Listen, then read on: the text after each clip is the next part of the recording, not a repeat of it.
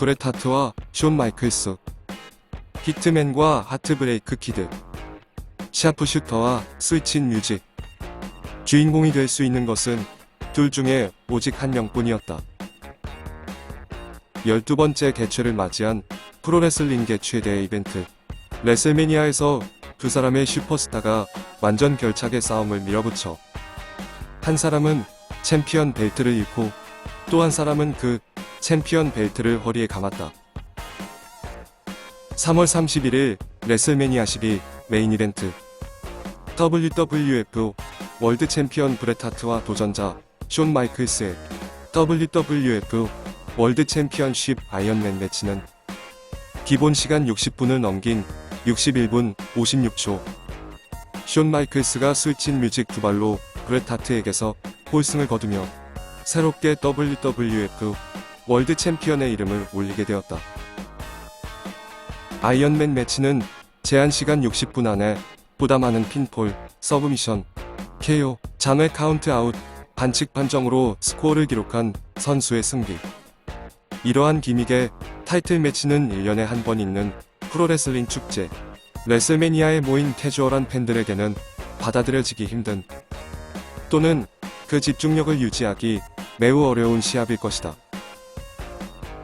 실제로 당시 현장 분위기를 담은 칼럼과 기사를 보면 시합 개시공으로부터 약 20분간 경기장 전체를 감싼 분위기는 상당히 산만했다고 전해진다. WWF 매니아들에게는 오랜 기간 숙명의 라이벌로 여겨진 두 사람이 레슬매니아라는 큰 무대에서 펼치는 운명을 건 싸움이었지만 캐주얼한 팬들 그리고 지역의 대형 이벤트를 즐기기 위해 모인 관객들에겐 역시 60분이라는 시간은 버거운 시간이었다. 이러한 탓에 브렛 하트와 숀 마이클스의 챔피언 결정전은 명경기가 만들어지기 쉬운 상황임과 동시에 명경기라고 말할 수 있는 시합은 좀처럼 만들어지기 어려운 상황이기도 했다. 브렛 하트와 숀 마이클스 모두 60분간의 마라톤 매치를 위한 페이스 분배를 의식해서인지 평소에는 잘 사용하지 않던 크로스 안바, 후지와라 안바 같은 재패니즈 스타일의 관절기를 준비해왔다. 서브미션은 체력 안배를 위한 숨고르기 시간임과 동시에 심판과 함께 다음 동작을 어떻게 가져갈 것인지 구성을 짜는 시간이기도 하다. 경기 개시로부터 전반전이라 할 수 있는 약 25분까지는 이렇게 서로가 잘 사용하지 않았던 서브미션 위주의 전개였다.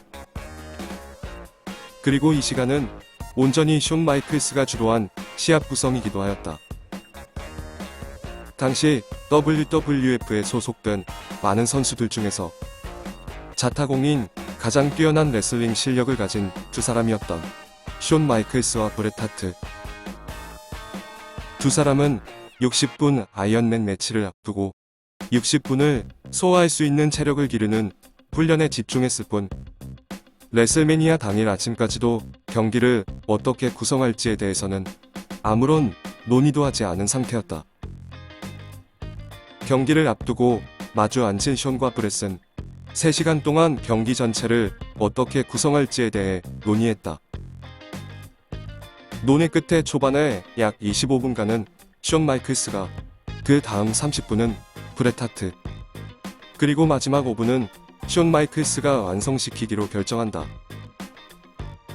60분간의 긴 경기였지만 두 사람은 비교적 쉽게 기억할 수 있을 때까지 세부 사항을 꼼꼼하게 검토했다. 브렛 하트와 숀 마이클스 모두 당시 스토리라인상으로 기본적인 포지션은 선역으로 되어 있었다. 하지만 관객들은 어떤 장면에서는 브렛에게 야유를 보내고 또 어떤 장면에서는 브렛을 응원하는 챈트를 보냈다. 한편 숀 마이클스는 감정 표현을 절제하면서 싸우려는 것 같았다. 48분이 지난 시점에서 브렛이 장외의 숀을 향해 다이브 공격을 했는데 이것은 브렛이 특별한 시합에서만 사용하는 이른바 특수기였다. 링 안으로 돌아온 브렛은 이번에는 정원 수플렉스 홀드를 선보였다. 이 기술 역시 특별한 시합에서만 사용하는 특수기. 브렛은 코너에서 탑로프 수플렉스로 숀을 쓰러뜨린 후 이어서 샤프슈터를 놀렸지만 숀이 이를 방어해냈다. 브렛이 이번엔 보스턴 크랩을 걸자 숀이 로프에 손을 뻗었다. 이 장면에서는 객석에서 숀을 향한 야유가 들려왔다. 제한시간 60분 중 3분이 남은 57분경 이번엔 숀이 탑로프에서 마초맨식 엘보 드롭을 시도. 곧바로 사이드 수플렉스 자세에서의 닥터밤, 코너에서의 문설트 어택 등 평소에 잘 사용하지 않는 큰 기술들을 연이어 결정지었다. 브렛이 카운트 2에서 가까스로 벗어나자 이번에는 여기서 브렛을 향한 야유가 터져나왔다. 숀이 탑로프에서의 미사일킥을 노리자 브렛이 아래에서 숀을 붙잡고 남은 시간 35초 지점에서 샤프슈터 자세에 들어갔다. 그러나 숀이 항복하지 않고 끝까지 버텨내면서 그대로 60분경과 놀랍게도 스코어는 0대0 동점으로 끝이 났다. 브렛은 월드 챔피언 벨트를 손에 들고 그대로 퇴장하려 했지만 WWF 회장 고릴라 문수는 서든데스 방식으로 시합 속행을 명령했다. 브렛은 경기장에 있던 모두가 알아볼 수 있을 법한 불쾌한 얼굴로 "와이" 라고 말했지만 심판월 헤브너는 연장전에 공을 울렸다. 그렇게 시작된 연장전에서 숀은 브렛에게 일방적으로 밀리다가 코너에서의 기습적인 슈퍼킥 한 발, 다시 일어선 브렛에게 또 한 번의 슈퍼킥. 단 두 번의 공격으로 브렛에게서 홀승을 거두었다. 숀 마이클스는 그토록 염원했던 WWF 월드 챔피언 벨트를 손에 넣었다. 프로레슬링 사상 최대의 라이벌 중 하나라고 할 수 있는 숀 마이클스와 브렛 하트. 이 둘이 서로 얽혀있는 일에는 언제나 동전의 양면처럼 두 가지 이야기가 존재한다.